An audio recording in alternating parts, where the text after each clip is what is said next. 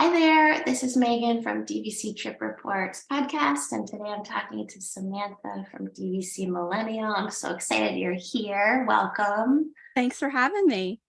Thank you for being here. So I love your all the content you put out. I've been watching your page, and I'm curious, like, what your DVC story is. Like, were you a big Disney person before you joined? Like, what made you join? Tell me your story. So my family is a big Disney family. The first time we went, I was 2, so it was like 1994. We went for Christmas. And after that trip, we pretty much went once or twice a year, all the way up to adulthood. And then when I started planning my own Disney trips, so going without my family, I realized just how much just the room part of the whole thing costs. And I was like, okay, I have to figure out a way to do this a little bit cheaper because I want to keep this tradition going. I want to keep coming to Disney, once, twice, now 4 times a year. And those rooms, they're not getting any cheaper. So I had a family friend who has been a DVC member since like 96. Like she bought in when Boardwalk was like being open, basically. So I asked her, how much her costs were and is it something that she thought would be a good idea for me? And kind of after that conversation, my buying into DVC started. That's so great. So your family is not DVC, like growing up? No, they weren't. All right. So how long have you been a member? I bought my my first contract in February of 2018. Okay. So you've added on since, it sounds like. Yeah, so that contract I bought just before I turned 26. And then I did my first, my welcome home stay, which was at the Polynesian in August, came home, called my guide and said, I think I need like 25 more points and I think I'll be good. So I added that on. And then this past December, I added on another 75 points through DVC resale market.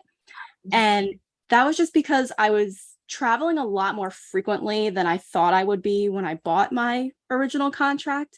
And I was starting to stay in bigger rooms. So yeah, the studios just weren't going to cut it long term anymore. Yes, I know. Once you stay in those one bedrooms, it's like no going back. Oh yeah. Well, for me, it was we stayed in a Copper Creek 2-bedroom because we did like a couples trip. So we wanted to make sure like everybody kind of had their own space. And after staying in that room, I was like, yeah, I'm gonna need more points. That is awesome. I haven't stayed there yet. I've heard that it's really nice though. Oh, it's gorgeous. So what how do you use your membership? You said you're going like 4 times a year now.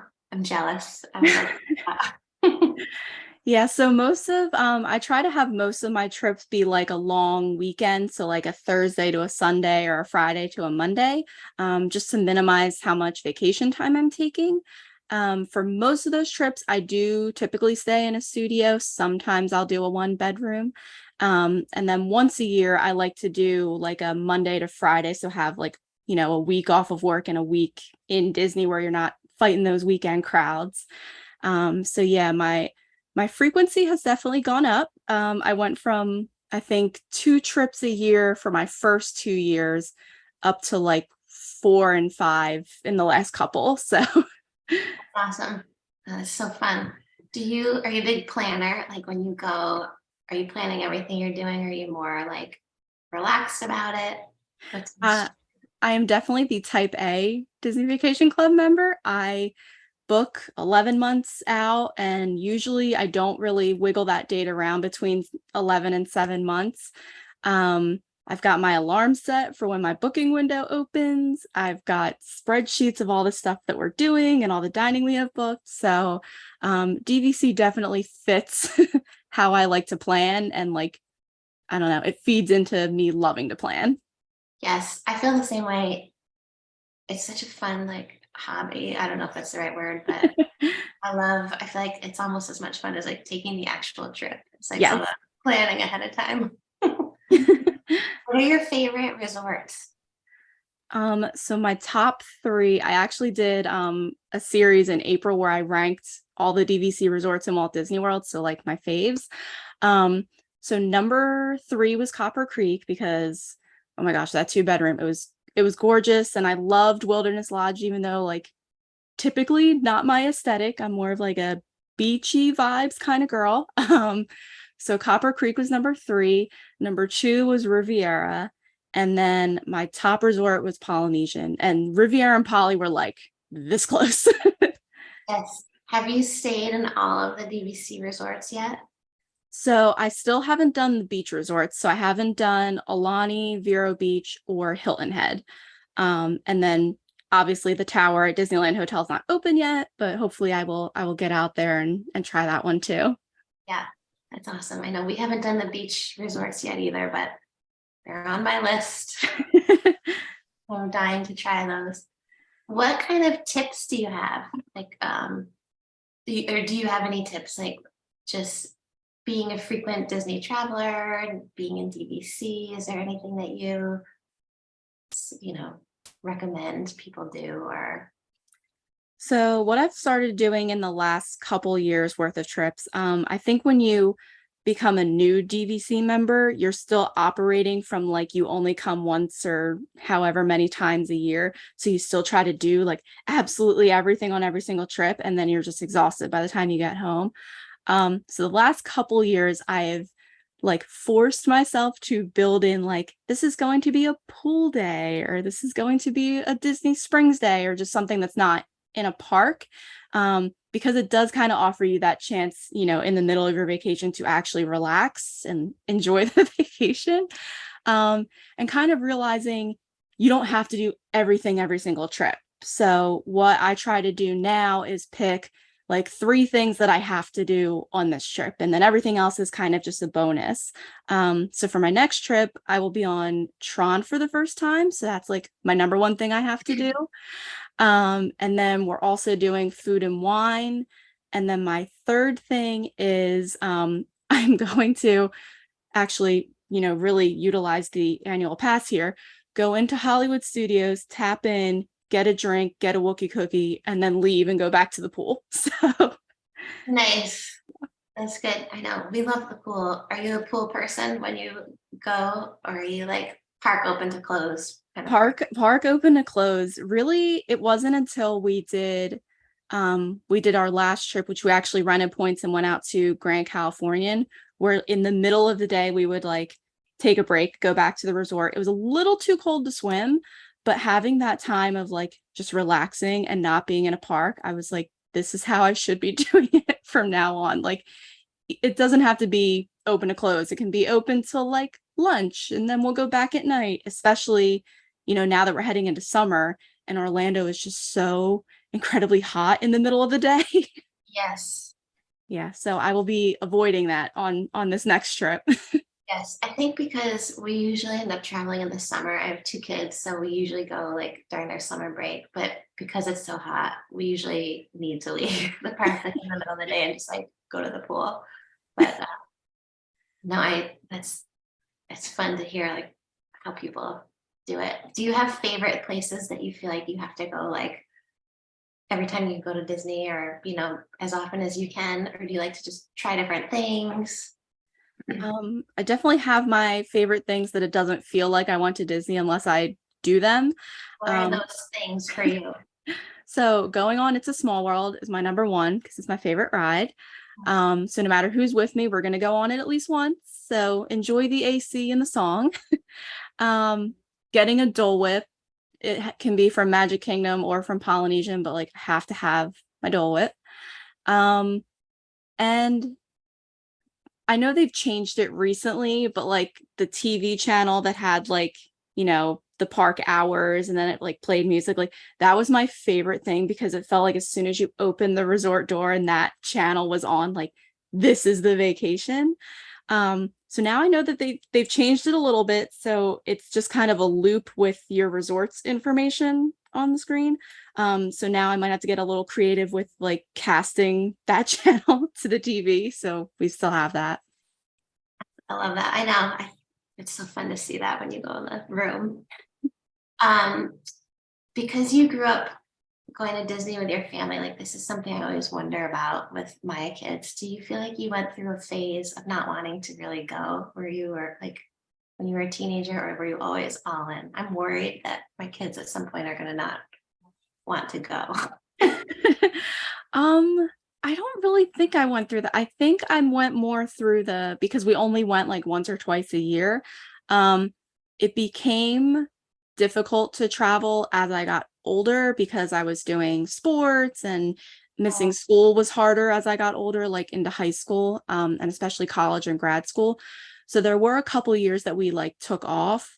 But every time my mom said, okay, we're going to Disney, like we were excited to go, just for honestly the pure vacation part of it all, because I mean, especially in college and grad school, like that is a stressful time. So Yes. if you're telling me I get to go to a park for a week and eat all the sugar I want and just like be a kid again, like perfect. That Yeah, all so of that matters. I never went through that like teenage, like, God, we're going to Disney again. Like I never had it. Good. I'm hoping. My family movie. I Have you think been? now that they've started throwing in more like thrill rides, I think maybe we won't see that quite as much, because like now there's stuff for older kids to enjoy. Yeah, we just did Guardians of the Galaxy on our last trip, and we loved it. So fun! I can't wait to do that again. Have you been to like the DVC after hours parties, like the Moonlight Magic and? Yeah, so I've been lucky enough to do the one at Epcot twice. So the first time was on my welcome home stay. We did that.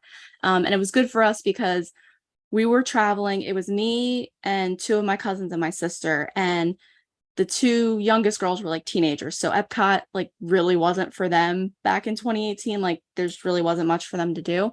So it was great for us because we got to still have an Epcot day and like do all the rides, but without dealing with the heat and dealing with the crowds. So perfect. And then I actually went to this past year in February when they did Moonlight Magic again at Epcot. I got into that. So, but that one I didn't go on any rides like we did the first time. I was doing all the character meet and greets because they had like the characters from Brother Bear, they had Duffy, they had Remy, like characters you never see. So literally it's just eating snack, see a character, eat a snack, see a character. Wow, that's awesome. I know we went to the one at Animal Kingdom. It was so fun. It made me so happy that they do this kind of thing, It was like a nice perk. Yeah, I was so hoping that my July into August trip was going to overlap with the Animal Kingdom one, because it does seem like really cool to do that at night. But unfortunately, the first night is the day that we're leaving, and we just like we can't change it. So I'm like, maybe next year. Yes, yes, I know. I feel like when they announced the date, I was like adding days onto my trip. That's so close. Yeah, but then it's stressful trying to get like a reservation for it. Yeah, registration day is always eventful in some way. I think this time what happened was like the system actually crashed, so they had to like pause the bookings. And I mean, I was on Facebook groups and people were like losing their minds, and I'm like, "Ugh, it's That's always something." I know, but it's very exciting. Yeah. When you see your number like ticking down, yeah, it's Yes, exciting. yes. Oh my gosh. Have you been up to the Villains Lair, like the top of the world lounge they have for DVC now? Yeah, I went back up there for the first time since it reopened back in September. So it was me, my sister, and then I brought a friend who she's thinking of buying into DVC, but she's not sure if she wants to do like direct or resale. So I was like, I'm going to show you all the direct stuff so that you've like experienced it, and then you can decide, if these things are really worth it to you to buy direct. So we did the Villains Lair, but we did that Wicked Wind Down like package where Oh, you get like the guaranteed seating and the appetizers and the drinks. Um, it was a really cool like idea. I just think maybe next time when I go up there, I will just like go up either before the fireworks and just try to get a spot on the balcony, or maybe go after so I can get seating and a drink, because it just didn't feel like it was super worth that price tag. No, Especially because one person in our group isn't old enough to drink and we're like paying for a cocktail she can't have. So yeah, I mean it was a cool experience to do once. But I think from now on I'll just, try my luck of getting up there and seeing if I can get a spot. that's good to know. We haven't been there yet, but I want to go. And I wasn't sure if you had to do that package or, like, is it hard to get up if you don't have that package? So what they did for the people that had the package was they kind of roped off the side of the balcony that's closest to like the main contemporary building. So there was like a little section where like the people who did the reservation could stand, and then the rest of the balcony was open to everybody else. The only thing I will say is if you're trying to go up there and get a drink before the fireworks without the package, you will be waiting in a very long line at the bar because they only have like one or two bartenders. But as soon as the fireworks went off, the people that did the reservation like had kind of started to clear out because most of us had already, had our appetizers and stuff before the show started. So pretty much after the fireworks, it's a little easier to get a seat if you didn't do that reservation. So you can have your appetizers just after. Good to know. That's a really good tip. All right. Very good. Do you have like any places that you haven't been yet in Disney that you want to go? I have a very long list of restaurants that I haven't eaten at, which you would think like someone that's gone to Disney as much as I have, like you would feel like I kind of did all of those. But my family kind of fell into, we kind of hit the same restaurants every time. We kind of did the parks the same way every time. So now as I go as an adult, I try to do like one new restaurant or one like new lounge so that I'm trying to check them off as we go. I mean, I definitely have my favorites, but this year, Crystal Palace, now that it has the characters back for breakfast, we're going to do that. We're going to do the fireworks post party in Magic Kingdom because never done like a special event like that before. And I'm hoping to start crossing off the Epcot restaurants in the future. It's just, we always go during a festival, so it always feels weird to actually sit down and have a meal at Epcot when there's all these booths that you could stop at. Yes. So hopefully I will start slowly getting my way through Epcot. Well, there's so much to do. We have our favorite places that like, my kids really like to go to, and we want to try new places, but it's like, do we stick with our favorite? You know what I mean? That they want to do, or it's hard to figure out how to plan that, to get the new places in. What if, without missing out on the ones you love. So yeah. And I mean, there's always that like risk with a new place of like, well, what if, I go and I don't like it, or I don't know. So but I mean, with Disney, you kind of know up front what you're getting. And I mean, there's so many people who do food reviews, so you can kind of get a feel for the place before you go and spend the money to be there. So yeah, it's always a risk. Yes. No, it's so true. So true. What's your advice for people that are thinking about DVC with like direct versus resale? Just DVC in general. Definitely take the time to do your research because I am part of so many DVC Facebook groups. And the thing that I see all the time is I think people have a certain expectation of what being a member is going to be like. And then when they actually become one and that reality doesn't match what they thought, like they're kind of disappointed. So the thing I'm thinking of is people who they buy into like Saratoga Springs because they're like, oh, I can get a great deal here. But then at 7 months, they're disappointed that they can't get into Grand Floridian. So it's kind of like no one sat them down and was like, hey, Saratoga is great and all, but like if you want to stay at Grand Floridian at Christmas, you should probably own there because it's a smaller number of rooms and it's really hard to get into and it's a popular time of year. So I always try to tell people that when they ask me like, where do you think I should buy? I always say, do you really care where you stay or do you not care so much? Or is there a certain place you want to be at a certain time of year? Because I think a lot of people just don't really walk through that. They just walk through like, how much money is it going to cost me? And that's kind of it. Yeah. And then as far as like direct versus resale, like having both, when I bought in 2018, I was going off of the advice of someone who was a direct member. So she was able to kind of tell me more about the perks that existed at that time. She didn't have experience going through resale, so she like couldn't really compare them for me. But I think if you absolutely need those direct perks, like the discount on annual passes and the access to the lounges and Moonlight Magic, like if that's something you like can't live without as a DVC member, buy the absolute minimum you can through Disney to get those perks, and then everything else do through resale, because it's not worth, spending a ton of money on 300 points with Disney when all you need is like 150 through Disney, and then you can get the rest at a much cheaper rate. I mean, resale does take a lot longer because it's a little bit more of a process, but I mean, when you're saving almost half off, like it's worth it. Oh yeah, no, that's a huge difference. Yeah. Good advice. Thank you. I was saying right before I hit record, I love all your lounge flies back here. Do you have a favorite?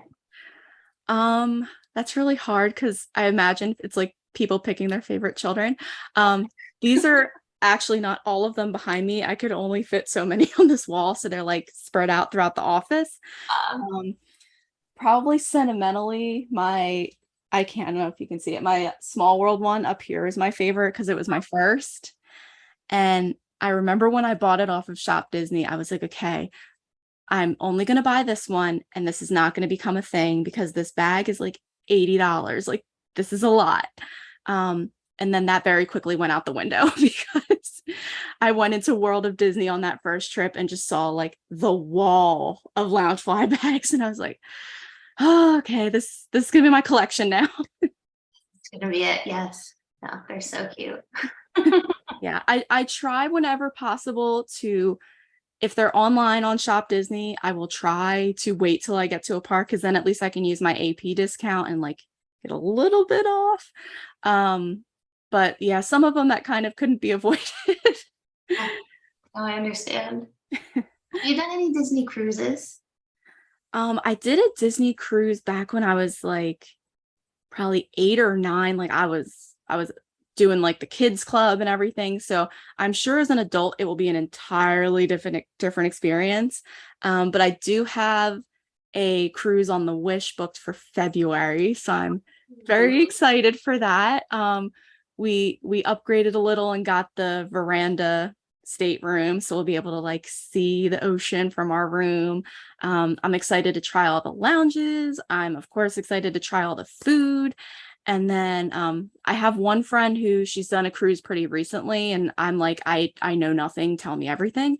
And she was like, you're gonna want to leave like space in your suitcase for when you come off the ship. And I was like, oh, is there like cool souvenirs and stuff? And she's like, there's 4 different lounge flies, and I know you're gonna want to buy all of them. So just leave like half your suitcase empty. That's awesome. And we were just watching on Disney Plus last night. They have that show about like the making of the Disney Wish. It looks amazing. We definitely want to go. Yeah. Yeah, I'm excited. And I'm like trying not to do what I do with every Disney parks trip where you're just like packing in like all the things. Cause I'm like, okay, I'm probably not going to get to every single thing on this ship in like the 4 or 5 days that we're on it. So I have to pick like 5 things I really want to do, and everything else is kind of a bonus. So Yeah. How do you like is your planning for that different than parks? Like how do you find out about what's happening on the ship? so my my planning for Disney Cruise Line is essentially what I did for Disneyland a couple months ago, where I went in knowing almost nothing. I mean, I've been to Disneyland once, but it was so long ago that I like don't really remember it. So I was watching a lot of like YouTube channels on like people's experience, especially with Genie Plus. So I feel like that's how I'm going to go into the cruise. Like the 6 months leading up to it, I'm just going to be consuming a lot of like other people's content just to have an idea of what it's going to be like, because I am not the person who can just like walk into an experience not knowing a little bit about what's to come. Like, I mean, I don't want to know every single little detail, but I want to know enough about like, how do I get around the ship? And like, what are the lounges that I should hit up? And what's the food that I should try? Just so I kind of go in with a little bit of a game plan. Yep. Yep. It's a good strategy. It's good. I really appreciate you taking the time to talk to me. Do you have any other like DVC tips for people out there that might be listening? Or Probably the biggest thing that have started to see in the last couple years on especially the Facebook groups is really pay attention to your points, like how you're using them, because in the last couple months I've seen a lot of people being like, I have 80 points that expire in August that I like didn't realize I had. And I'm like, how do you not realize that things are going to expire? Like, when you bank and borrow, like, pay attention to those things, because you never want to get in a situation where, you know, you have 1 month left in your year and you can't go because there's no availability or it doesn't work out for you. So like, really, really manage your points, like really pay attention to how you're using them, because I hate to see points go to waste. It's the saddest thing. oh yeah, we haven't really banked. We did the one time with COVID, we had to bank some points, but you get a year, right, to use them when they're Mhm. banked. Yep. So like our use year is December. So I think we have to bank by July. And then we'd have until the next December to take the trip. Is that right? Yep. Okay. Yeah, I know it's a little tricky sometimes, but that's a good point. And I think maybe how it happens is I think people don't realize, like, if you still have points that you can bank into next year, but you've already like booked trips in that next year, I think people don't realize like you can call member services and shuffle points around so that you're using the ones that expire first on those bookings, and then everything else is kind of just gravy. So if you're in that situation where you know you're going to bank points into next year, but you've already booked a trip, like, just call and be like, hey, I need to shuffle some things around, and they will happily do it for you, because I mean, they also hate to see members not being able to use their points, because then that means, they're not filling rooms. So they'll definitely help Yes. you out. Oh, they're so great, member services. Awesome. Well, thank you so much for taking the time to talk to me. I appreciate it. And I Well, love thanks your for having content. me. Will you let everyone know where they can find you, like online? So you can find me at DVC Millennial on all the things. So I'm on Instagram, TikTok, Pinterest. I also have a newsletter. So if you go to my Instagram bio, you can sign up for that. I do monthly resort guides and guides for people who are looking into DVC, just so you have like a hard copy of something to do to look at for your research. And this month in July, I will actually be starting a series about breaking even with DVC. Ooh. So I'm going to go through all the trips I've taken and how much those trips would have cost me if I booked the room with cash, and how close I am to breaking even with DVC. And spoiler, it's like this much. So close. Ooh, I love that. So just for an idea, like how many trips do you think that's been that you've done? So I had to make like a crazy spreadsheet for this. Like, the thing took me probably 3 hours to actually complete and have make sense. So I think when I finished it, I was up to like 20 trips. And keep in mind, like, this is not the break even experience for everybody. I typically book shorter trips in smaller rooms. So it's going to take me a little bit longer to break even than someone who books like 2 bedrooms once a year. Like, it's just going to be longer. But as I was doing each year and like getting that percentage of like how close I was, like the end of this year, I think I have like 6% until I hit Wow, that number. So it's so close. that's so exciting. I Yeah. love that. They're It's the most math that I've probably done since grad school. such a good justification. I always feel like BBC is like the best money I ever spent. It's just like the greatest thing ever. It's like priceless. But that's really hearing that kind of math, it's like, justifies it even more. Because that's the question I get all the time of like, well, is this really worth it? And like, are you really saving any money? And I mean, when I look at the rack rate of some of the rooms that I booked, especially going around like the holidays or like holiday weekends, I look at it and I'm like, ooh, like, I would never pay cash for that. No, seriously, it's outrageous. Yeah. Yeah, no, DVC is the way to go. Oh, thank you. I'm gonna text you after we get off and ask you to send me all your links so I can put them here under the video. And Great. yeah, thank you again. Thanks for having me. Bye. Bye.